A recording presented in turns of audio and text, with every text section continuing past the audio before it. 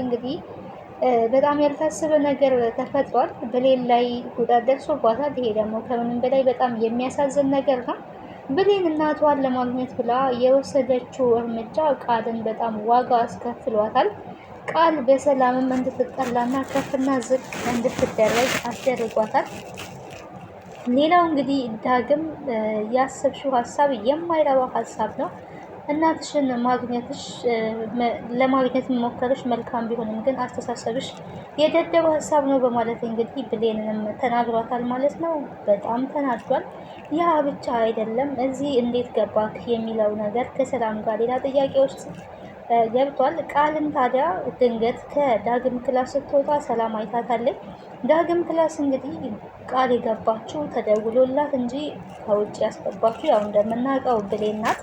በር ከፍታ ደብቃ አስገብታለች ሰላም በተኛችበት። ሰላም ግን ዳግም እንዳይገባ አስቀድማ በሩን ቆልፋ ነበር የተኛችው። ብሌን ግን ያው ዳግምን ስለምትወደው ስለምታፈቅረው ያ ብቻ ሳይሆንም ስለ እናቷ ቃልን እንዲያወጣጣላት እንግዲህ እኔ ማታ ከፍቼ ያስገባሃለሁ፣ ቃልን ግን ለራት ቅጠራት እና አወጣጣት ብለው ነበረ። ያንን እንግዲህ አድርጓል። ነገር ግን ቃል ልትናገር ካለች በኋላ ምን ትዝ አላት? ከዚህ በፊት ለብሌን ወላጅ እናቷ ሰላም እንደሆነች ነግረሻታል በማለት ሳትናገር እሷ ውሃ ውስጥ እየዘፈቃት ነበረ።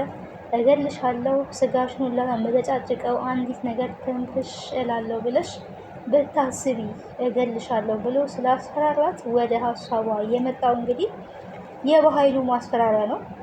እነግርሃለሁ፣ በቃ የምትጠብቀኝ ከሆነ ሲከፋኝ ስበደል ከአጠገቤ የማትለይ ከሆነ እነግርሃለሁ ብላው ነበረ ዳግምን ቃል።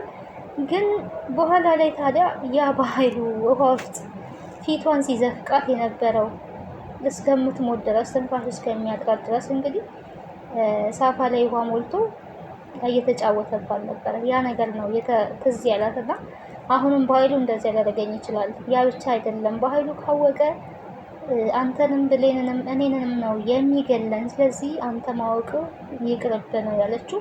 እኔን የምትወጂኝ ከሆነ አብረሽኝ መሆን የምትፈልጊ ከሆነ እንድትነግሪኝ ይፈልጋለሁ ነገርኝ ነበረ እያላት የነበረው። ለመንገድ ከተዘጋጀች በኋላ እንግዲህ ሀሳቧን ቀይራለች። አልናገርም ነው ያለችው። ለምንስ አስፈለገክ? ለብሌን ካልነገርካት ስለ ብሌን እናት ማወቁ ላንተ ለምን አስፈለገ? ለምን ያስፈልጋል? ይቅርብ ነው ያለችው። ደሞስ እኔ እንደማቅ ማን ነገረክ? ማን ነግሮክ ነው እኔ እንደማቅ እንዴት ሳወክ? የሚል ጥያቄ እንግዲህ አንስታለች ማለት ነው። በሚገርም ሁኔታ በድንገት እንግዲህ ነቅታበታለች። መጀመሪያ ላይ አልተጠራጠረችም ነበረ። ለምን አስፈለገክ? ይሄንን ደግሞ እኔ ስለሷ እናት እንደማቀስ እንዴት ልታቅ ቻልክ? የሚል ጥያቄ እንግዲህ ጠይቃ ከዛ በኋላ ክርክር ውስጥ ገብታለች። ዳግም ያው ያን የተናገረው ነገር ቢኖር ያው እንደዚሁ ጠርጥሬ እንጂ ምናልባት ብዬ አስቤ እንጂ አንቺ እንደምታውቂ ማንም ነግሮኝ አይደለም የሚል ማስተባበያም እንኳን ቢናገር ምንም ልታምን አልቻለችም። እኔ አፈቀርኩ እንጂ ወደድኩ እንጂ እኮ ጅል አይደለሁኝም። እንዴት በዚህ ልክ በስሜቴ ትጫወታለህ? ለምን የሚል እንግዲህ ሀሳብን ነበረ ስትናገር የነበረው። በዚህ ሰዓት እንግዲህ ያው ዳግም የሚመልሰው መልስ አጥቷል ማለት ነው። የሚመልሰው መልስ አጥቷል። ምን ማድረግ ይቻላል እንግዲህ በድንገት ይሄንን ጥያቄ ታመጣልኝ ብሎ አላሰበም እሱ። ከዛ በኋላ እየተጫወትክብኝ ነው፣ እንዴት በስሜቴ ትቀልዳለህ? ምን አደረግኩክ? አፈቀርኩህ እንጂ ምን አደረግኩኝ? ማፍቀሬ ኃጢአት ነው ወይ? እንዴት እንደዚህ ታደርጋለህ? ብላ በጣም ነው የተነሳችበት። ቃል እውነት አላት። እውነት ለመናገር በጣም ነው የምታፈቅረው፣ በጣም ነው የምትወደው። በመውደዷ ላይ ደግሞ ያው ብሌን ያለችውን ነገር ለማድረግ የብሌንን ሀሳብ ለመተግበር ቃልን እየጎዳት ነው የሚገኘው። ሰዎች እንግዲህ ሴት ልጅ በተለይ ካፈቀረች በኋላ ያው የምታደርገው ነገር ሪል የሆነ ነገር ነው ማለት ነው። ሪል የሆነ ነገር ሚስጥሯን ሁላ ነው መናገር የምትፈልገው እና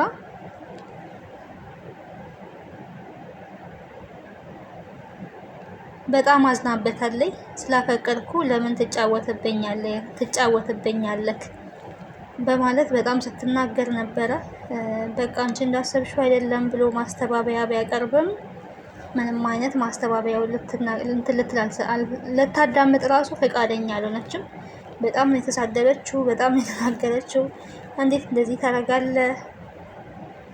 ከአንተ አልጠብቅም፣ ብቻ ብዙ ነገሮችን ብለዋለች። ግን ምን ማድረግ ይቻላል? ኦልሬዲ አንዴ ተነቅቶበታል። ዳግም የማይወጣው ክርክር ውስጥ ነው የገባው ማለት ነው ከቃል ጋራ። በስተመጨረሻ ነው የነቃችው። እንግዲህ አትነቃም በተባለበት ሰዓት ላይ ነው በድንገት የነቃችው። ኤኒዌይስ ያው ምንም ማድረግ አይቻልም። ነቅታለች። አንዴ ከነቃይ ነቃይ ነው። ቃልን ግን በጣም ሰድበዋለይ። ቃል ግን በጣም ወቅሰዋለይ፣ በጣም ሰድበዋለይ ማለት ነው። እሱም ይቅርታ ከመጠየቅ ውጭ ሌላ ምንም አይነት አማራጭ አልነበረውም። ተረጋጊ ወይን እንጠጣ ቢላትም አይ እንድትጫወትብኝ አልፈልግም፣ ከዚህ በኋላ ይበቃል፣ እኔ ያፈቀርኩ እንጂ ምንም አላደረኩም፣ ማፍቀሬ ነው እንደዚህ የሚያደርገኝ፣ እንደዚህ እያደረከኝም እንኳን እኔ እወድሃለሁ፣ አንተን ልቀየም አልችልም፣ አንተን ማሳዘን አልችልም፣ ልርቅህ አልችልም። አንተ ግን ለምን በፍቅር 2-3 ትወገኛለህ? በተመሳሳይ ሁኔታ 3 ጊዜ። እውነት ለመናገር ያው ለሶስተኛ ጊዜ ነው እንደዚህ እያደረጋት ያለው ዳግምና ዳግምም ያው ተጸጽቷል ባደረገው ነገር። ኦልሬዲ ተጸጽቷል ማለት ነው። ማድረግ እንደሌለበት ነው ያሰበው። እውነት ለመናገር አው የማይወዱትን ሰው እንወዳለን ብሎ በፍቅር ስም መቀለድ ከምንም በላይ በጣም ከባድም የሚያስጠላም ነገር ነው።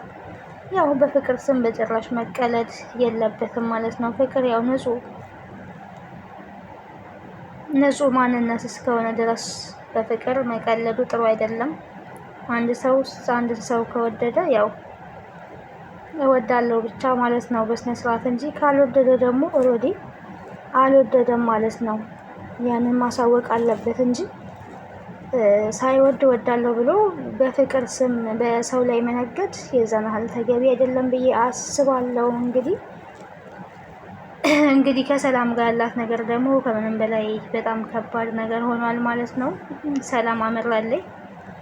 የዲኤንኤ ውጤቱ ዞሮ ዞሮ ይመጣል። የዲኤንኤ ውጤቱ መጣም አልመጣም ሰላም ካሁኑ እንግዲህ እጸልያለሁ እያለች ትገኛለች። እናትና ልጅ እንድንሆን አንፈልግም፣ እንዳንቺ አይነት ልጅ ከሚኖረኝ ጭራሹን ባይኖረኝ ይሻላል ብላለች። እንግዲህ ያው እንደዚህ የሚያሳፍር ልጅ እውነት ለመናገር ከባድ ነው። ከጎረምሳ ጋር ለመማገጥ ብለሽ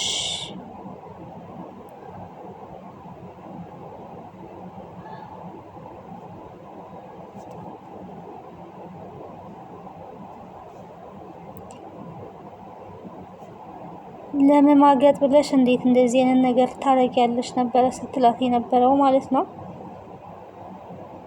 ብሌን ግን ታዲያ እሷ አይደለችም የሚያስገባችሁ ብላ ነበር። ያው ዳግም በስተመጨረሻ በአጥር ዘልዬ ነው የገባሁት የሚል ውሸትን ዋሽቷል። ሁለቱን ላለማጣላት ያንን ተጠቅሟል።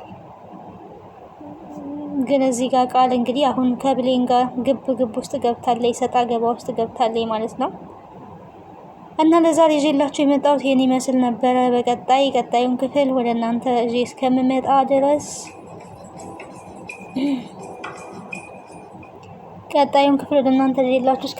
ሰላም ቆዩ። ቤተሰብ ያልሆናችሁ ቤተሰቡ ነው። ሀሳብና ሀሴታችሁን አስቀምጡልኝ። ስለነበረን ቆይታ አመሰግናለሁ። ከአደራ ድራማ ግን ምን ተማራችሁ? ኦልሬዲ የተማራችሁት ነገር ምንድን ነው? ምን ተምራችኋል?